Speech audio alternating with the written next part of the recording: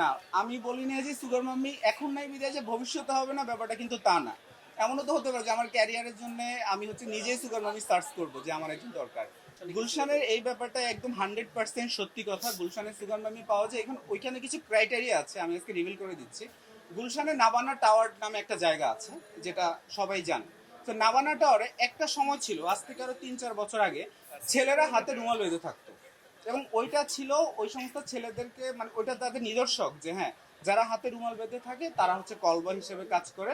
বিভিন্ন সুগার মাম্মিরা এসে যে তাদেরকে ওইখান থেকে পেমেন্ট অনুযায়ী রিসিভ করে নেয়, যে তুমি আমার সাথে এক রাত থাকবে, আমি তোমাকে 10,000 টাকা দিব, 20,000 টাকা দিব, বা তুমি আমার সাথে থাকো, আমি তোমার লাইফ সেটেল করবো। আমি এখনো এত অভাবে আমার হয় নাই। আমার ফ্যামিলি ব্যাকগ্রাউন্ড আলহামদুলিল্লাহ অনেক স্ট্রং। আমার বাবা মা দুজন গভর্নমেন্ট জব করে, আমি নিজে গ্রাজুয়েশন কমপ্লিট করা বাংলা কলেজ থেকে। সো আমার আসলে প্রয়োজন পড়ে না যে হাতে রুমাল বেঁধে দাঁড়াতে হবে, কেউ আমাকে 10-20 হাজার টাকা করে নিবে। মানে অতটা খারাপ সময় এখনো প্রিন্স চৌধুরী জীবনে আসে। কোয়ালিটি টাইম স্পেন্ড করার জন্যই কিন্তু তারা ছেলেদেরকে খুঁজে নেয়, কেউ বিয়ে করার জন্য কিন্তু ছেলেদেরকে খুঁজে নেয় না।